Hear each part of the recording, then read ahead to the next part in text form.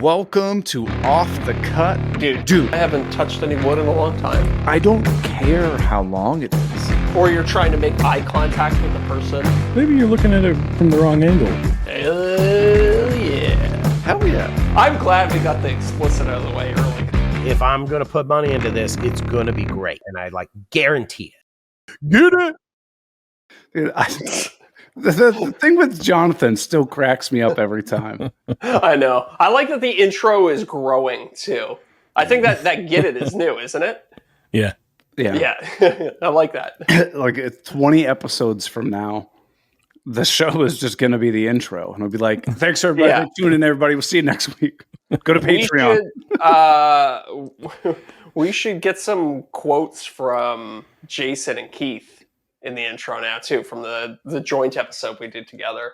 We can just add little quotes from guests, little funny one-liners that people have said. It would make it seem like our podcast is more important than it is. Exactly. That's what I'm going for. We're trying to steal some of their star power. It's like TSA. It's the illusion of safety, right? Exactly.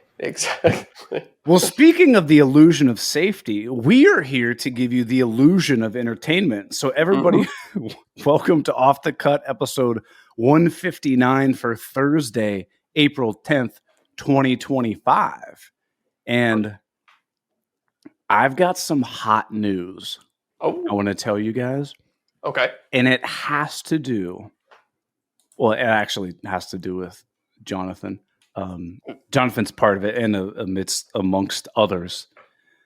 As a really bad segue. Okay, Jonathan runs, there's news I'm going to tell you guys about Jonathan and some other folks. We'll get to that later in the show. But Jonathan also runs kmtools.com, which he pays us to tell you guys about. Mm-hmm. Yeah. Why does it is what does he tell? The premier store for buying tools by woodworkers for woodworkers. Oh yeah. And Eric, when I say that, what exactly do I mean? It's kind of confusing, right? It means if it's in their shop, it's in their shop. Also, if it's in their store, it's in their store. Exactly. Okay, that is so much more clear now. Thank you for clarifying. Yeah. Some people say if it's in their store, it's in their shop. But, there are three different ways to look at it. However you chop it up. The same language. Yeah. However you chop it up, what it means is that everything that Jonathan has in his store is either developed by him or other makers you know or love.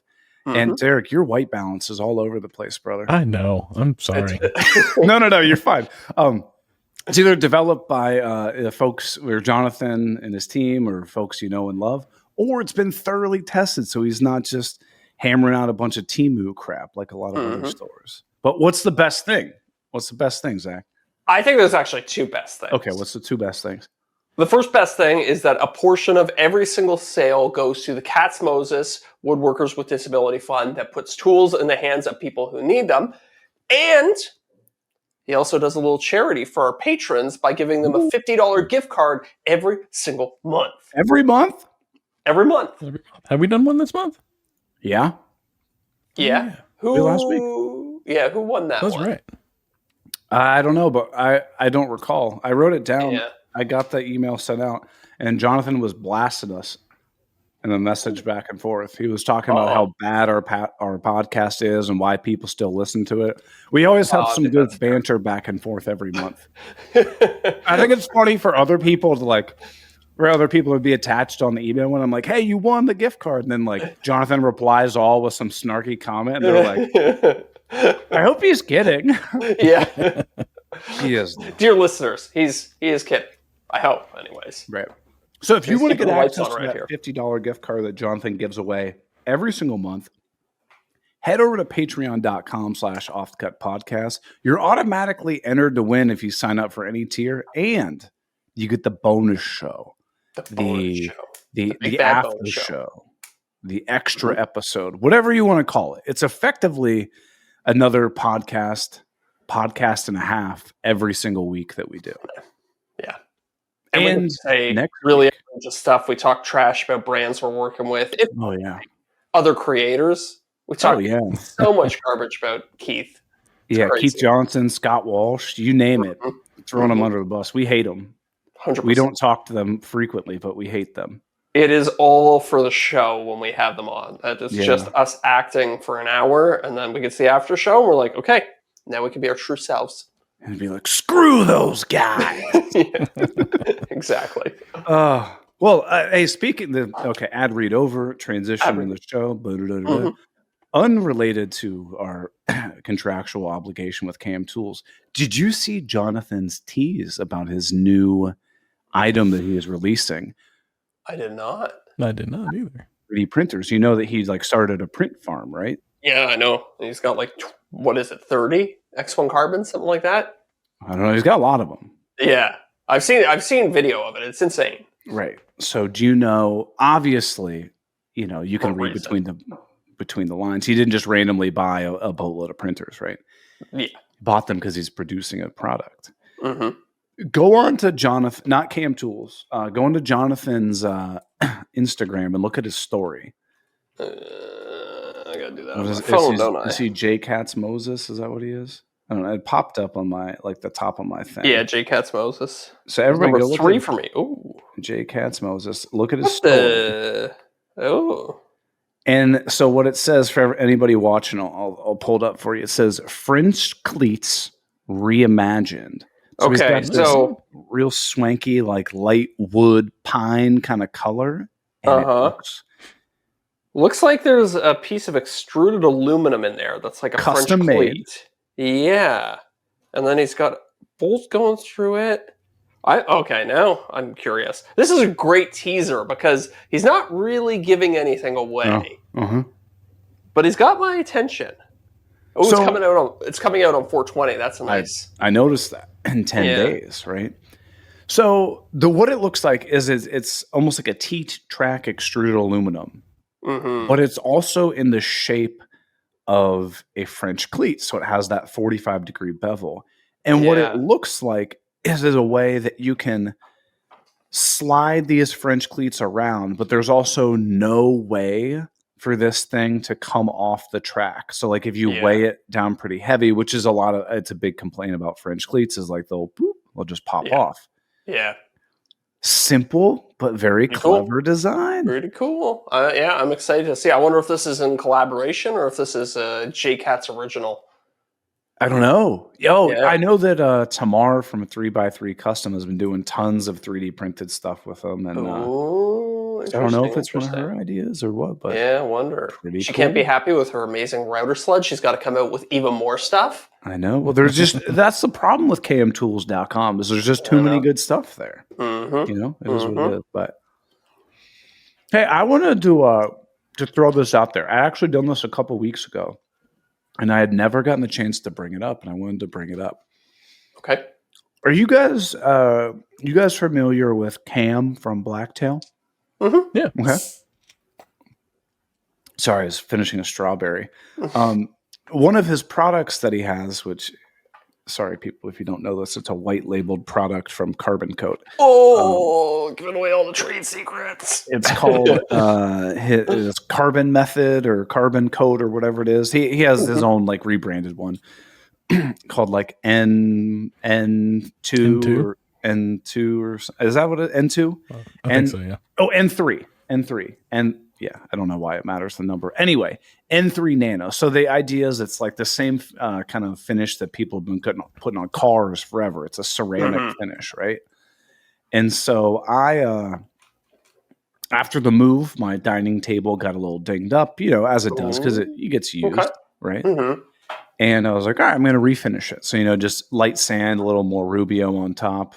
Wait a week, it's cured, no problem. So I was like, I really want to try this N3 stuff. And I didn't reach out to him or anything. I was like, I'm going to buy it because like, happy to support him. No problem. And so I had nothing invested in this, like no emotion, no, friendly ties, nothing, anything like that. So like, if it sucks, I'm going to tell you guys, right? Okay.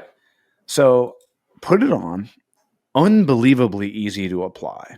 Yeah. And I put it on, and Mandy comes out. She goes, "What did you do to that table?" I'm like, "What do you mean?" She goes, "It looks completely different." I was like, "In a bad way or good way?" She goes, "No, it looks incredible. Okay. And she's usually the person like brings something in, she'll be like, "Oh yeah, looks nice." Can I put on my skeptic hat here for a moment, or my questioning hat? Did Please? she see? Was that her first time seeing it refinished? No. Okay, so she saw it refinished, Yeah. and then you put it on, and she saw it again, and then noticed the difference. Yeah. Okay. Okay. So, not hyping it up at all. Obviously, you put a fresh coat of Rubio on there, like oil. You're like, oh yeah, it looks nice. It looks like richer. It looks more complete and whatnot. Mm-hmm. Dude, the N3 throwing that on top of there, like it was so much deeper, richer, darker color, and it takes it from like a matte to just like a real tasteful satin. Okay. Very cool. It was nice. I mean, Very did cool. I spend $100 to put finish on a dining room table? Yes. But I so would be far, curious it's to lovely. Okay. I would be curious to see if you did half the table with a car ceramic coating and then half with the carbon method coating, and see if are they just taking the same stuff? Because it works great for cars. I've done it with all my cars. It like makes water beat up, makes them glossier. So I can totally believe that it actually did make the table look a little nicer. You're like me as an educated consumer of like, you don't just go willy-nilly buy stuff without like, that's a curse of our personality styles. Yeah, yeah. I will spend a week researching towels Mm-hmm. and I don't need to. So I was Yeah. like, okay, this guy's on YouTube. He's going to be selling this. It's going to be an inflated price. Why don't I just look for a ceramic coating elsewhere? Mm-hmm. This price isn't that inflated. Yeah, well, professional ceramic coatings, very expensive. Yeah. Very, the $100 for a little vial, that is kind of that's the price right for the stuff. Yeah. And how much of it do you there's use on that cheaper table? ones that are like whole thing. you use the whole thing for the table. Okay. Right? Yeah, I guess that makes sense. Still, that's not a bad investment to protect. I think he said use like two coats or something. I was like, well, I got a little bit left. I'll just do like 3 all over the place, and Yeah. it worked well. Yeah. So Interesting. There's like consumer grade ones and professional grade ones, and I wonder what the difference is in the car world. I wonder what the difference is between like the professional ones and the consumer ones. If I had to guess, doing a little research on this stuff, it has like a solvent so that it flashes off, right? Yeah. If you don't work with it in the right way, it'll flash off too quickly and then become uneven. My guess, if I had to imagine, is that the consumer grade one probably has more solvent in it. Yes. So that it's like open, its working time is longer. And the professional one, you probably get more product per milliliter. Yeah. Yeah. But it's more difficult to work with, if I had to imagine. Yeah, I would. That sounds like a pretty good guess to me. So for an 1 ounce glass bottle of like the base coat, and then 1 ounce glass bottle of the top coat, it's $135. So it's really not that bad. Yeah, I mean, I'm looking at a car one here, so it's 70 milliliters. I don't know what that translates into ounces, but I'm guessing maybe 1 or 2 ounces.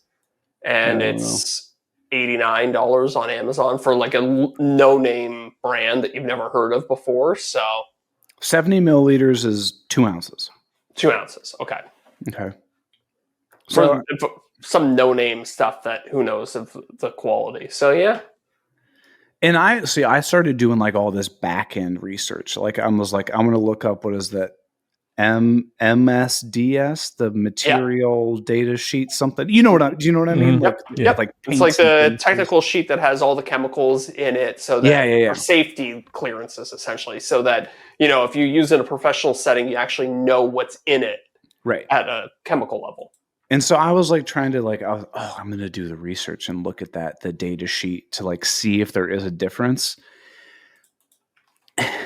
They don't give you the sauce, the formula. They kind of give you, it's very broad, and it looked similar to other things, but it also didn't look, blatantly just a complete copy. So I was like, maybe they do have different ingredients in there that makes it more suitable for wood as opposed to like, a hard enamel paint or something like that. So yeah, interesting. Is there any kind of limitation to, because you said you did the Rubio first and then put the carbon ceramic on top of that? What about if you did like a polyurethane finish, or are there certain types of finishes? Can you do it on bare wood? Probably not. You probably could. It probably just soaks up a bunch. Yeah. I bet you have to sand it down to like 1,000 grit or something and get a good finish out of it. Yeah. But so far, so good. We've had it for 2 months. And you know me, like we've talked about this. I don't use coasters. I just set my coat on or my cup on whatever. Hell yeah. It's the only way to live. Dude, live right on the edge. It just You're supposed to be selling them concrete coasters, man. Oh, come on. I still got some concrete coasters. I can send them to you. I'll send them to you. You know what I never considered about those concrete coasters? Those would probably scratch the crap out of your table if you weren't careful. Yeah. Well, I put a cork circle on the bottom, but yeah. Oh, you did? Okay. All right. Oh, okay. What a terrible idea that was. There was a trend of concrete still stuff. talking about it. I know, yeah. Here we are 5 years later, whatever. I remember building quite a few little concrete things because it was a trend for a while. It's cool because it's such a cheap material. You get a bag of it for like $4 or whatever, right? So it's kind of neat. I don't know. Don't poo-poo the concrete coasters too much. I think that was underappreciated genius. Brought me where I am today. Exactly. I've got to know. Okay, I got to know YouTube. I got to know how many views this video has. It's my first video I ever put out. That'd be fun to see, actually. It's funny, like you think, you get you start to build a little bit of a following. People would look at your channel and say, oh, Eric's got a big YouTube channel.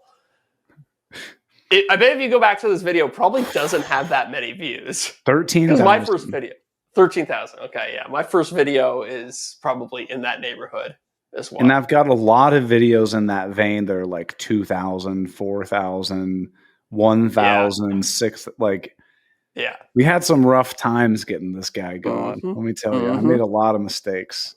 Now, if you would have made it a podcast, it might be a different story. Because when you look at the arc of ours, for example, the first episode has the most listens, and then it steadily goes down from there. There's very few that kind of work their way up higher on the rankings that way.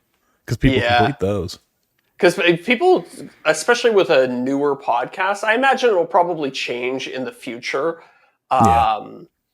Like we'll probably, have some episode that's bigger than the first one. But I feel like people are like early on in a podcast history, they're completionists almost. Like they'll start at the first one and then just listen through to completion. Or some people obviously will drop off along the way.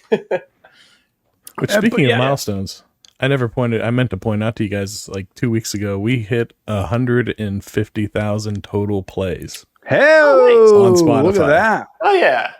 So sweet. Take that. Is that compared grade to anything? School teachers who said I'd never announced anything. Compare to. I can tell you that Shop Sounds probably still has more than us. I think they get that every week. Probably. Let's see. Hold on. 150,000 plays. Another announcement. Our buddy John over at Biscuit Tree Woodworks. Almost, not quite. I think is it like 99,000 subscribers on YouTube. Just about to crack that 100K. Am I crazy? Close. I thought John already had his. Oh, crazy! I thought John 9.6. Sorry, John. I thought you already had your. I did too. Button. So did I. When I saw that crop up on Instagram, I was like, "Oh, he almost hit 200," and I was like, "Oh, I thought he was at 199." Yeah. Isn't that amazing? All right. Well, look, he's he 400 definitely should be subscribers away. So there's definitely 400 people listening to this. Go subscribe. Let's get him over the the finish line. And don't just subscribe. Watch his videos. And watch. Yeah. Or even turn them on and fall asleep. That's fine. That's what I do when I watch John's videos. That's the best. You just turn. Here's what you do: find his channel on your TV. Press play on the latest video. Oh yeah. Walk away. Just let it play all day long. Then John will collect the ad revenue. And it'll be glorious. Yeah. You know that jerk, Scott Walsh? Yeah. He just left a message. He said that he unsubscribed. Oh, come on. So, see, Scott, John, now you're 301 away. This is why we talk trash about Yeah. Scott in the after show every week. Well, Scott texted me before the podcast, and I blocked his number. Marked it as spam. That's marked as spam. Oh, okay. Tell me what you've been going on, or what's been going on this week. I am literally sweating. I have to take this sweatshirt off. Really? Because it's effing freezing. This is the worst spring ever. Oh, my 3D printers have been working nonstop, and 3D printers will make your room heat up like crazy. It's like having an oven on. I know. I'm actually working. Early next week. I'm going to put out a YouTube video. It's been a little while. Scott was texting me earlier and making fun of me. He said, "How's life as an Instagrammer going?" Because I haven't put out anything on YouTube in a while. But I have a YouTube video coming out that's all about modifying your 3D printer. So I bought a bunch of parts from a company that are supposed to improve the performance of your X1 Carbon. Installed them all. I did some testing. I also did some DIY modifications and printed a bunch of like upgraded parts as well. So I was kind of putting the finishing touches on that this week. I have a natural question, and I'm going to ask it, but I want you to answer in the after show. Okay. Then the question I have to ask is, are these upgrades worth it? I'll tease. Some of them, yes. Okay. Some of them complete snake oil. And that's why you got to watch the video. Well, you got to watch the video. Okay, all right. Yeah, and I'll tell you in the after show too. Right, but that's fair. It's going to be more fun to watch the video because you get to see. I took a page out of Simon's book. I did some testing. There's some numbers. Some like real. Actual... Did you put graphs? No graphs, yeah, but there's percentages. There's percentages. Power consumption reduced by 50%, et cetera, et cetera. If you really want to mess with people, make sure your percentages don't add up to 100. Make them do like 82% and 14%. Okay, well here's this one I find is always tricky. Doing the math on percentages. So I had a power reduction. So let's say I have the printer and one printer uses, let's say, 10 watts of power. Yeah. Watt hours, I'll be more correct. And then the other one uses 50 watt hours for the same test. Now, do you say that's 100% reduction in power consumption, or is that a 50% reduction in power? Well, I get into this. So I do analytical financial stuff for work and whatnot. I get into this argument weekly. I know. So it's a natural little bit of controversy that's built right into the video when I'm talking in percentages. So yeah. Well, it's the same thing as somebody is like, oh, I want to make a 20% profit. So if I sell this if the product costs me $10, I should sell it for 12.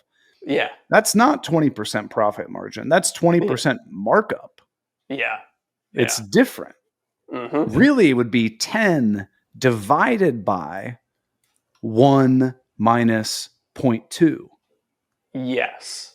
Yeah. Which is different. It's close, but it's not the same. Yeah. So if you want to nerd out on it, run that on the calculator. So how much total money did you spend on all of these? Too much money. I think in over terms of like, $1,000? so I broke the video up into 3 parts. There's paid plug and play upgrades where I spent about $300 in parts. Okay. Then there's kind of the DIY stuff where I bought materials and installed them in the printer. That was probably about $50, $60, something like that. And then there's the printed parts where I probably spent, probably $100 in filament, something like that. Oh, no, not that bad. I thought you were going to say you spent like $1,500 on something like this. No. I didn't want to exceed the value of the printer in terms of parts. Okay. But the thing is that like some of those parts are pretty expensive given the fact that they do nothing. So some of that $300 was quite annoying to spend. But I'd like to see you spend $1,000 on a $300 printer. Yeah, true. I guess you could. You could. The people that'll be like, well, listen, like this table saw is pretty good if you buy a $900 miter gauge and then you do this and you do this. It's like, why don't you just buy a different table saw? Right. Yeah. Well, yes. I feel like that's rampant in the 3D printer community, or at least it used to be when everybody was like Frankensteining these things together, right? 100%. 100%. Same thing happens in the car world all the time. It's like you buy this car, you dump a bunch of money in it to make it faster. It's like, well, you could have just bought a more expensive car that was already faster from the factory and wasn't all hodgepodge. Ooh, this could be a good topic for debate. All right. Okay. You're gonna go purchase a car, right? Mm-hmm. Let's keep things simple. Let's use the Honda lineup. Honda of sedans. Okay. Okay. You have the Civic and the Accord, and then you have like some sort of Acura, whatever, right? Yeah, sure. Okay. Yeah. Would you rather get the highest trim level Civic? Oh, yeah. Or the lowest trim level Accord? Like, where do you go with like trim levels versus stepping up to the new model versus like features? Like, tell me about that. That's a good question. Personally, I like to go for the highest trim of the car. Okay. So I would probably rather have the highest end Civic than the lowest end Acura, whatever the Acura equivalent to the Civic. Okay. Is, right? Okay. Because my thinking with cars is that the designers design the highest trim one, and then they start looking for things that they can cut to make it cheaper. So, have you ever been in the car and there's all those like blank buttons? Oh, that's infuriating. Oh, yeah. I know, right? So I would rather be in the Civic with no blank buttons, like everything is like perfect in its place and it's functional, than be in the Acura and know that if I had just saved a little bit more money, I could have had whatever that missing button is. Even if you're never going to use it. Even if you're never going to use it. It's just the principle of the thing. What's even more infuriating than that is whenever, see, my wife has a Platinum Toyota, so that's like the highest level you can get, right? Yeah. It still has a couple of those blank buttons in there. That's for God knows what. Because you get the highest trim level, but you didn't get the additional packages or whatever, right? Sometimes right. Like I'm sure there's something that's left off. She added everything to it because the company paid for it, so it should have everything on it. Well, sometimes it varies year to year. Like sometimes in the initial year they'll have some option. Like this happened. I was car shopping, and during COVID there was the chip shortages, right? Yeah, so a lot of I remember I was looking at F-150s, and in some years there was like LEDs on the interior. Like you open up the glove box and there's LEDs in there. On later years, there wasn't LEDs in all the glove boxes and stuff because of the chip shortage. They had to eliminate all those things. So sometimes there's weird stuff that happens like that mid-cycle. They're like, oh, we can't get the locking differential anymore, so we just won't even offer that as an option. Okay. Let me ask you this, though. How many of those features are you actually going to use, or is it the inner nerd market research person in you that's just like, I just want to know that I have it, though? Yes, for me. It's like 100%ing a video game. Like I just want to know that I have it all. Okay. It's not actually about the functionality at all most of the time. Yeah, that makes sense. I feel like there's so many features on cars that I never use. My car will park itself. I've never touched that feature. Why would you? You're a man. Yeah, park the damn car yourself. Yeah, exactly. If you can't back the truck into a spot, then you need to revoke your man card. Yes. Especially with a rear view camera and the beep, beep, beep, beep, beeps. I know. You got the beep, beep, beeps all the way around. You got the rear view camera. It's like, what do you need the car to park itself for? But I did specifically search out a car that had like all the option packs, and one of those is the self-parking thing. So, or you're like, am I ever going to use the 4G Wi-Fi thing built into my car? No, but I want to know it's there. Mm-hmm. I'll do you one another one. When I was car shopping, I wanted to get the version of my car that had the rear seats that recline. I'm never going to sit in the back of the car. What the hell do I care? But I just completionist. I just wanted to have I didn't want to have a blank thing where the rear recline button should be. So rear seats, are you talking about on the BMW? Yeah, yeah. Oh, I thought you were talking about on the truck. I was like, wait, how does that work? Does the butt part slide I have. forward? So I was at the auto show, and I think the new Ram, the back of the seat doesn't go back, but the bottom of the seat slides forward. Okay. So when I had a Jeep Grand Cherokee for a short stint, and that's how that worked. It kind of like the butt part of the seat like scooted up, and then the back it ended up reclining by basically dropping. It dropped like exactly. The top of the chair stays fixed, but the butt kind of like scoots forward. Yeah, it's nice. Yeah. So when you look for a car, what are the top 3 features that you're looking for? Okay. Oh, okay. I've had so this sounds real bougie. I've had my fair share of garbage cars, and I've worked really hard to save up the money and be able to buy nice cars now. Mm-hmm. Yeah. Non-negotiables for me has to have a rear view camera. Yeah. Has to have like LED projector headlights. Not doing those like incandescent ones that look like you got a freaking candle on the front of the car. Okay, yeah, fair enough. And has to have like the thing where I can just keep the key in my pocket to open up the door and start the car. Non-negotiables. Yeah. Not just push button start, but like you touch the door handle and the car unlocks. Passive entry. Yeah. Non-negotiables for me. Anything else beyond that, like, whatever. Heated seats? I could do without. I don't really care. Okay. My wife would differ with that one, but I think big things for me, reverse cam, like you said. Yeah.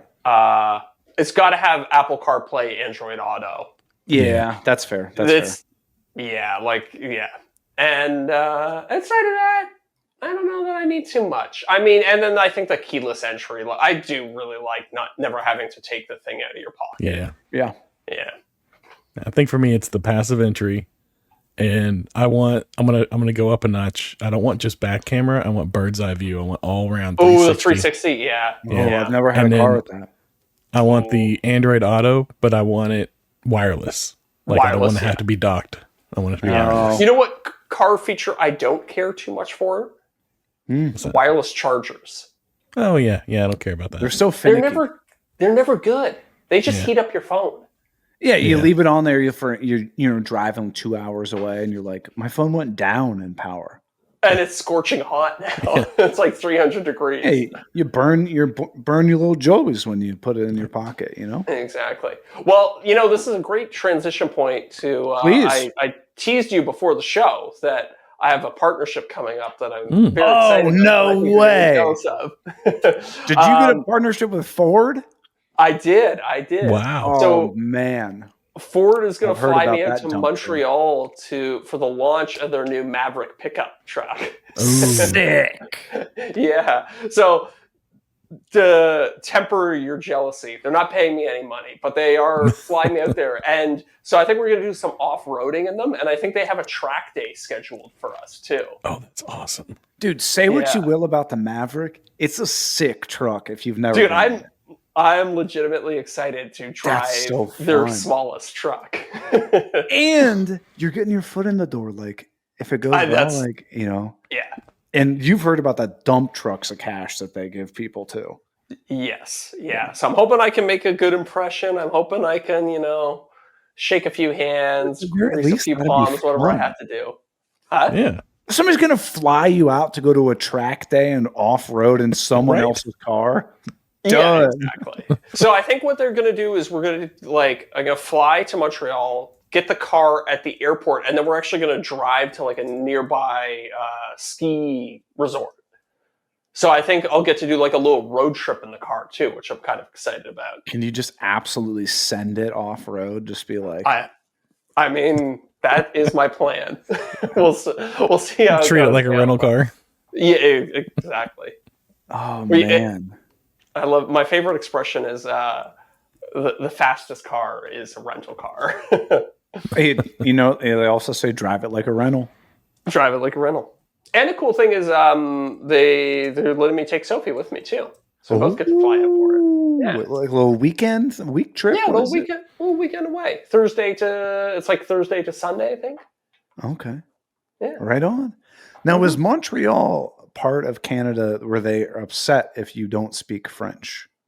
Montreal is probably one of the more English-speaking parts of French Canada. So you could go to Montreal and you can speak English and you'll probably get by just fine. It's more when you get outside the city, they'll start to be a little bit offended if you speak English. But there's weird English conclaves. Like my dad grew up in French Canada, but he doesn't speak French, which is funny. But like I remember being at a fast food restaurant once, and I was like trying to talk English to order my food, and we got really bad service. And it was like, you got bad service because you're speaking English, right? Oh, and I was like, oh, okay, yeah, makes sense. See, that's do you speak French? Me? No, like I probably speak French about as well as you guys speak Spanish. Yeah, Derek, you probably speak better Spanish than I do. Un poquito. Yeah, it's like it's part of the school system here until you're like 14, but you really only learn like the very basics. Oh, okay. So. See, my Spanish knowledge, I took like 1 year, which is like Spanish 1 in like 8th grade, and then I took like Spanish 2 in high school, and then that's actually how I got into woodshop, is I didn't want to take another language, and somehow woodshop counted as a language in our school. A language of wood. Yeah. Like, theater counts as PE in my kids' school, so. Oh, really? Oh, that's funny. Yeah. I mean, you're running around, you're dancing on stage. You do some of those musicals, you break out a sweat doing a musical. Yeah. When you guys did, like PE growing up, did you ever do like regular sports, like basketball, soccer, baseball, or anything?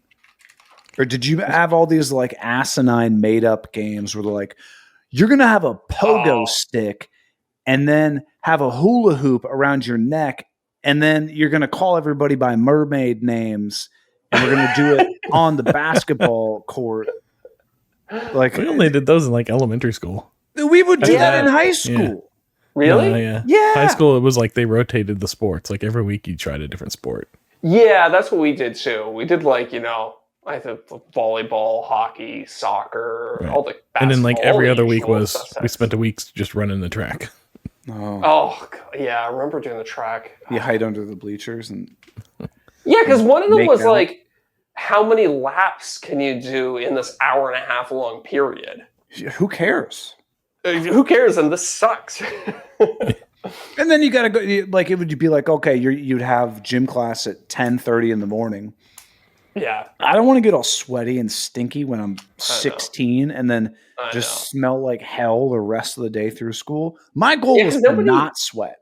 Nobody showered after gym class. You didn't have the option. You didn't. I think we had like. Did. I think we had like 2 shower stalls for 30 kids or whatever. Right. Yeah. Well, they would like finish up whatever nonsense they were doing at like if your class ended at 11 o'clock, they'd finish up their nonsense at like 10:58. So it's like I don't even have an option if I wanted to shower. Yeah, true. Oh, good Lord.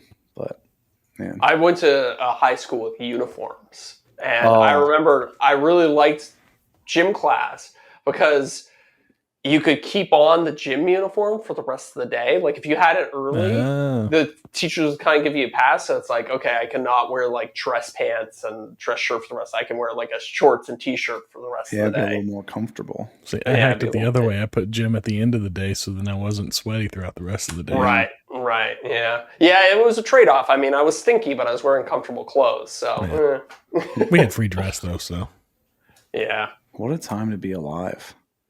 Yeah, uniform school sucked. Hey, in a non-political fashion, did you guys stock up on any Chinese goods? No. A boatload of iPhones? I bought a boatload of filament from bamboo. Oh, really? Interesting. Oh, like 50 rolls. I'm still trying to figure out how trying to track all this tariff stuff is being so hard. I don't bother. No. I know. Well, that's the thing. It's like, if I'm buying it from bamboo, but it's coming out of the U.S. Like, I think if I bought it from China, I don't think I would be tariffed. If I bought it from the U.S., I think I would be. So so many products. It's like, well, I know it was made here, but it's so confusing. Oh, yeah, you only have to worry about the stuff coming from the U.S. and going there. Like the other things don't affect you at all, do they? I mean, maybe we'll see. It's kind of, I feel like it's all up in the air right now. Yeah. I know Keith was freaking out about his Lamello stuff coming from Switzerland. Yeah, I was talking to Keith. He said that the theoretically the stuff coming out of Switzerland should get hit with like a 30% tariff or something like that. So. I bet he's freaking out about that because he's a dealer for Lamello. Yeah, but it is. Hey, I was actually going to buy a couple more bamboo printers because my whole 3D printing thing's been going pretty. It's obviously slowing down because, I send out you get an initial rush and then it kind of tapers off. For the desk collector or for the slides? For both. Okay, both. It's going pretty decent, and I was I'm kind of having trouble keeping up with this stuff. Yeah. And so I was like, I had just moseyed around on the website like a week or two ago. I was like, oh, P1S is only is $4.99. I was like, such a good deal, man. The sure. P1Ss. So I was gonna go buy one the other day, and so I talked to Mandy. I was like, hey, is that cool if I buy a couple of these? And she's like, well, she's like, I know you feel like you're behind, but just because you're sending out stuff the next day doesn't necessarily mean that you're behind yet. And I was like, okay, valid. She's like, well, she goes, let's go online. Let's see how much they are, and make a decision from there, and maybe we can kind of wait. Yeah, dude, a P1S is $700 now. Whoa! Wow. And if you want it with the AMS, it's $900 now. Oh, I was like, so they went ahead of it. Yeah, that's crazy. Wow, because I thought it was $650 tops with the AMS. Yeah. Wow. Well, that might have been the sale price they had back in Thanksgiving too. I can't remember maybe what it was. True, exactly, but I know they were running that one cheap too. But the H2D now is $2,400 with the AMS. Oh, and if you want the laser, it's $3,000. Yeah. Well, what was it at launch? Did you check? Is that a new price, or did they build it? It was like $200 or $300 cheaper. Okay. But I was like, man, this stinks. Why don't you sell some of your other ones and get an H2D, and then maybe you can do more prints? You know what I mean? Maybe you can replace 2 printers with one H2D. Yeah, I don't know. We'll see. Yeah, we'll see. So if your sales start to taper off, do you plan to I don't know, throw ads at it or something to try and boost them back up? Yeah, you got to mention in some videos too, though, right? Yeah. Well, see, that's the thing. I haven't really mentioned any of my products and videos other than the rail slides. Yeah, and the STL file's been selling like hotcakes. Yeah. Now, in my next video that I just finished doing that's why my voice is a little gone today. I just finished doing the voiceover earlier today. I announced I've got 0 clearance inserts for the Capex miter saw. I saw that. I saw your Instagram video for it, I think. Yeah. I got that's gonna be the first video where I show that dust collection thing. And I think that's it. Oh, I bring up the slides again just because I gotta show them, me using them and stuff like that. And then I also launched the course. I'll launch the course in that one. So I got quite a few things that will be launching during that video. So I'm trying to ramp things up. I would rather produce too many things and have them sit than be under the gun. Yeah. You know what I mean? Yeah, very much so. But dude, I will say, not sponsored by them, but I'm trying to. Shopify makes it so damn easy. I literally just get an email that says, you have an order. And I say, okay. I click on it and they go, how much does the package weigh? And you can enter in this item weighs, 3/4 of a pound. This box weighs this, and it calculates it automatically for you. Yeah. And it just goes 2.2 pounds. Does this look right? And you're like, yeah, that's great. And they're like, okay, it's $4 to ship it. And I go, that sounds fantastic. Where do I do that? And they go, oh, just hit this button here, press print label. And it just comes out and you've already paid for it. And it updates their tracking. It is so easy. That's pretty cool. Does it come out of does it Like your pay for it balance out thing. of it balances it out with whatever your income is? Yeah. Oh, very cool. That's fantastic. Sweet. And I picked up one of those little thermal printers, so it like prints it out on a little sticker. Yeah. Oh, yeah. It takes me under 20 seconds to pack up an order. Okay. Wow. Like, it's pretty cool. Do you have a special? I remember getting a package from Jonathan, and he has like the Cat's Moses tape for the box. so I was looking into that. Yeah. I never knew this. I'm curious if you guys did. The branded tape, it's not normal tape. It's like package tape, right? It's like package tape that has like filament in it so that it doesn't rip. Yes. And it also, the only way you can use it is you have to soak it in water. Oh, I didn't know that. It's a water activated tape, yeah. Okay. So what you I've have seen to like do, the plastic ones before too, but I guess those are more expensive when I've seen them though. yeah, I don't know. It's like your typical just like clear packing tape, but it's like printed with the brand on it and stuff. It's a lot less common. But yes, so what you have to do is you have to get this like machine that it basically spits out, like 12 inches of tape, and then as it spits it out, it also like wets it. And it's like a $700 machine just to get that tape. I was like, Yeah, okay. Yeah. I'll stick with my clear packing tape for right now. Yeah. Yeah. You can get little I once it's so funny. Back when sticker swaps were a big thing, I bought a huge roll. It must have been like it's 1,000 Zach Builds stickers that I got, and they've just sat in a drawer. I still can't get rid of these. Slap one on the side of each package. On the package. That's what I do. I put them inside. Okay. You put them inside. Oh, that's nice. Yeah, they get a podcast sticker too. Every order gets a podcast sticker. Here, I'll send you some Zach Build ones, and you can start putting those in too. Like, I'll write it off as a marketing asshole. But yeah, dude, this Shopify thing, that's pretty sweet. Easy. I mean, that's kind of their whole jam, right? Like they've made running an online store as easy as possible. Right. Like go ahead. And talk to Scott Walsh, because I think he was trying to get in contact with them. So maybe he can, maybe if he succeeds in his mission, he can put you in contact with them too, and you can get a sponsorship out of it. I've put it in every week through Influent. Oh, okay. All right. And I know that Influent has a thing with it. Here's the thing. Like, not only do I genuinely love Shopify, it is fantastic. Mm-hmm. What an incredible ad read to do. Because I genuinely love it and believe in it.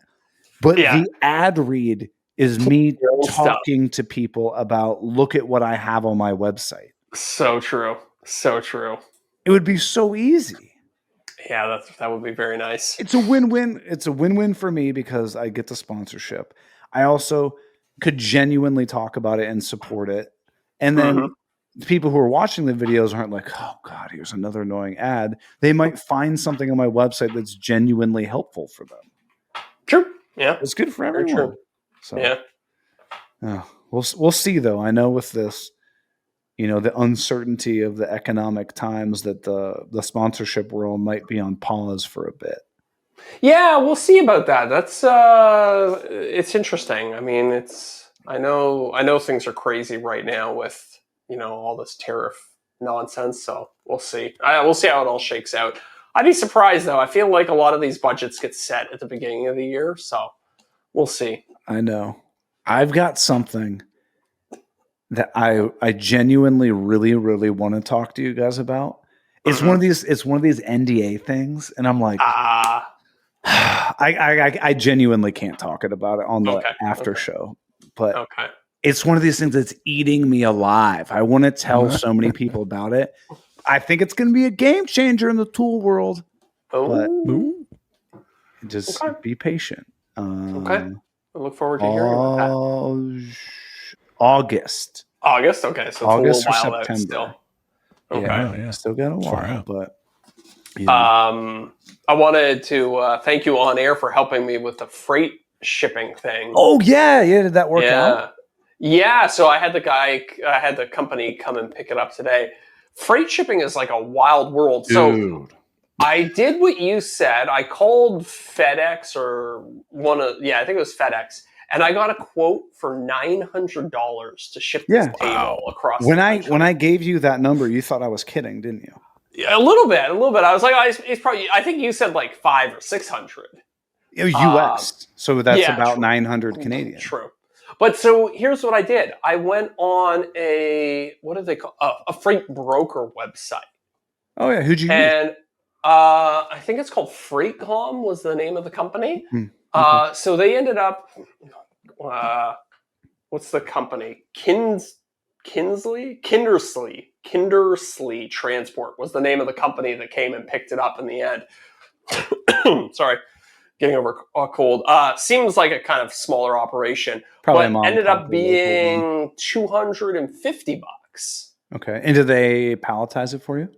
No, I palletized it myself because that was a big part of the cost. And by palletize, I slapped 2 2x4s on the bottom of it so that they could get the forks under it. Yeah, get the forks under it. So dear listeners, basically, I had to send a table that I made across the country, and I boxed it up in a plywood box, packed it all in there with the legs and everything.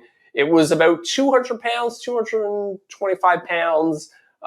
48 inches by 30 inches by 12 inches, I think it ended up being. So you can't really just take that to your local FedEx and say, hey, ship this across the How country. big was it? 48 by 30 by 12. Okay. That's a decent size. That's like 40 cubic feet and 200 pounds. Yeah, something like that. That's a decent freight class, which is like density of product.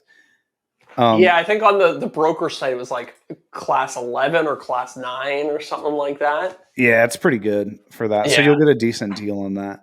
But so the problem is most of these companies do not want to do one-off shipments. So like Zach goes in and is like, hey, will you ship this table? Most companies will say no. Yes. So I think that's where going through a broker makes sense because I think the broker kind of consolidates a bunch of these small customers like me. That's exactly what and ends up being able to get better rates. Because I was surprised. I was like, okay, I'll do the broker thing just to see if I can get it down to $700. I'll be happy. Right. But then to get it all the way from 900 down to 250, I was like, oh wow, this is great. So how that works is it's a thing they called LTL or less than truckload. I had to learn all this terminology. FTL is full truckload, LTL is less than a truckload. Yeah. So what they then do is they basically pick up all of these small orders, then take those to a regional hub, then offload them onto a different truck, and then those trucks go to Montreal or whatever, and then unload 12 pallets in Montreal or something like that. Yeah. And I had to do all this stuff. Like you had to decide, do you need a lift gate when they come to pick it up? And I had to also know at the other end, do they need a lift gate at the other end? So there's like all these variables that go into it. And by the time you're done, I was like, I've input like 30 different variables into picking up this order. So it was on the broker's end, it must be incredibly complex to try and the shipping company too, to kind of like consolidate all these different orders. Now you know why my day job company exists. For sure. Yeah. Because we're doing several 100,000 of those a year. And I was trying to get clarity. They were like, is it palletized? And I was like, no, it's just a plywood box. I was like, can I just slap some 2x4s on the bottom of it so you can get the forks under it? And some companies were like, no, it has to be on a pallet. And other ones were like, yeah, as long as we can get the forks under it, we don't care. Right.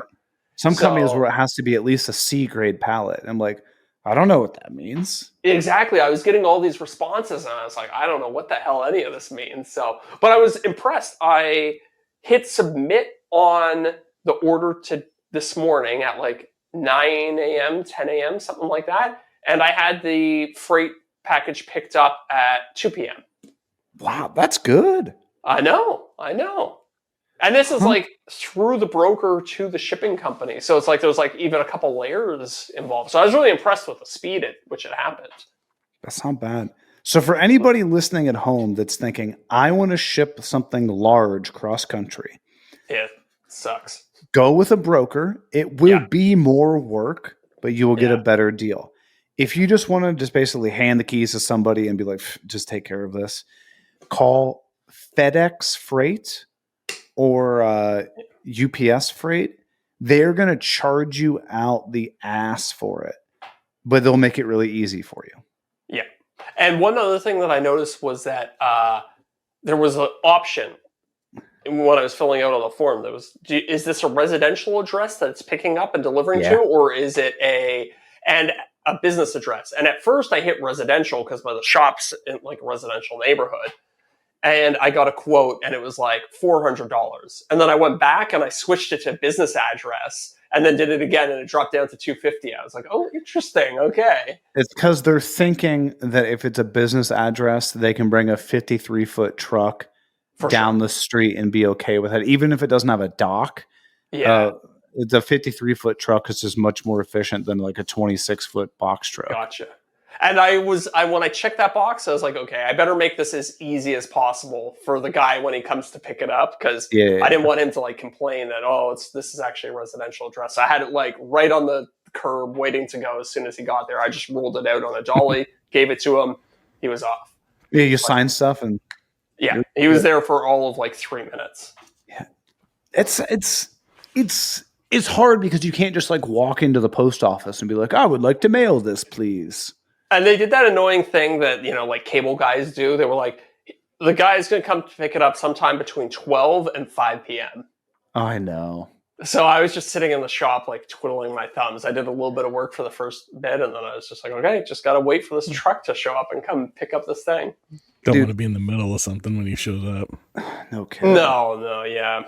My company's like biggest selling point that like blows people in the industry out of the water is that we have a 2-hour time window. That still sucks though. I mean, I would take it. I would have paid extra for a 2-hour time window had I known, but it was like, that's one of the things the broker doesn't really tell you, right? Mm-hmm. You had to, I assume you had to be shipping things on a pretty regular basis to know some companies have smaller pickup windows than others. Right. Well, then they act like you're the asshole too. They're like, we'll be there between 8 and 8. Yeah. You're like, all right, I guess I'm not working. I guess I'm not going to the grocery store. I'm not like going to the gym. I'm just going to sit here all day. And there was like a little section, like any notes here. And I was like, can you call 30 minutes beforehand? But you put those notes and you hope somebody will read it and actually do it. And a lot of times they do. The guy actually did it today, and I was surprised. Yeah. I was like, I could have actually just sat at home because he called me 30 minutes before he arrived, so I could have just run out there and done it. But I didn't want to risk it. It's like sometimes these guys will just show up and they'll be like, "Why aren't you here?" And then you're like, "Well, I said call 30 minutes beforehand." And like, I didn't see that. Right. Yeah. Well, a lot of the drivers they actually don't get paid if they don't make the delivery. Oh, interesting. Yeah. So there's like this whole thing of like, do you pay the driver for the entire day's work, or do you pay them by the number of stops they complete? Yeah. But then why is it their fault if they show up and the client isn't home? So you get into this whole like, how should they be paid? Yeah. Yeah, it's tricky, right? Because you want to incentivize them to work quickly, but you don't want to punish them for people who are no-shows and stuff like that, right? Yeah. And like our company does like, hey, Tuesday between 12 and 2, does that work for you? Great. Okay. The day before, we call you again, confirm it. In the morning, we call you again, confirm it. Yeah. And then when the driver's a half hour away, they call you again to confirm it. And we still have like 10% of people aren't home. That's crazy. That's so much work for you guys. Like as the end user, it doesn't seem like that big of a deal, right? It's like, well, why can't they just call 30 minutes before they get here? But from the other side, from your side, it's like, well, you have to schedule like 5 different phone calls for every single pickup you do throughout the day. Yeah. It's like, that's kind of crazy. Like that's a lot of manpower that goes into that. Ours is an automated system. So like as soon as they like like if you're the third stop, as soon as they get to the second stop, it automatically triggers a call to you and stuff. I see. Are you tracking all your drivers via GPS? Like, do you have like a... Yeah. Oh, that's cool. It's wild. I mean, I don't know how any of it works. I don't touch any of that stuff, but yeah. Yeah, that's neat. I've noticed Amazon has done that on some orders recently. Not every order, so I don't know exactly how it works, but sometimes I can see where the delivery person is in the city and like how far away they are from dropping off my package. And it never We've makes had that for a couple of years. Yeah. But it's not. But like Zach said, it's not every one though, Derek. Yeah, right? it's not everyone. I don't know why they. I don't know the rhyme or reason. I think it's whenever.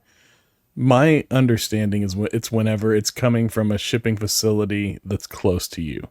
Like if it's coming from like another state, they're not going to do that. But if it's being driven by somebody that's close to you, I think you're more likely to have that.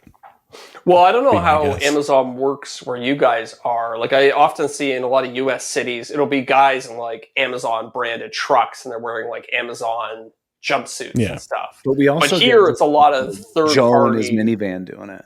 Yeah, exactly. I get a mix. So I imagine especially around the Joe holidays, and his minivan, probably not tracking. The holidays, even like the UPS and FedEx and all them will have like budget rental car van, like the big moving trucks, and they'll be using those. I had a person pull up in a Honda Civic the other day and drop off a FedEx package to me. And I was like, what the hell? Yeah, it's almost like I think that might be like a side gig you can get, almost kind of like an Uber type scenario. Exactly. Yeah, totally. Well, I know here that's what Amazon's like. Like anybody can show up as long as you have a van or something like that. You can just show up, they'll load you up with packages, you go and drop them off.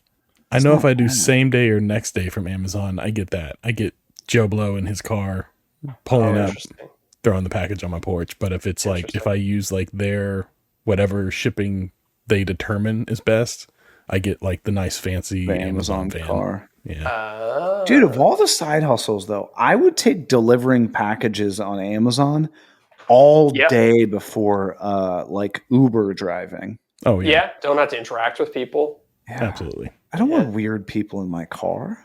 Mm-hmm. But you gotta hustle, when you're dropping off packages, you gotta get in and out of the car a lot too. So yeah. You gotta dodge angry dogs. You gotta figure out how to pee into a Gatorade bottle. Oh yeah. I mean all kinds of stuff you gotta do. Hey. But when that news story came out about the guy peeing into the bottle as like an Amazon driver, everybody was like, that's like an example of like how Amazon's not good to their workers. They like force them to work constantly. I was thinking like that's probably a guy who gets paid by the package and he's just hustling his ass off. Yeah. Oh You've been camping enough. Yeah. He found a way to rig the system. He's like, well, if I stop, I'll get paid less. I'll just pee in a bottle. Yeah, exactly. Right? Like, it's smart if you ask me. Everybody's like, Gary's blowing the curb for all of us. We can't make our quotas because of him. Damn it, Gary, you're blowing the quota. Gary's over there like, pick it up, boys.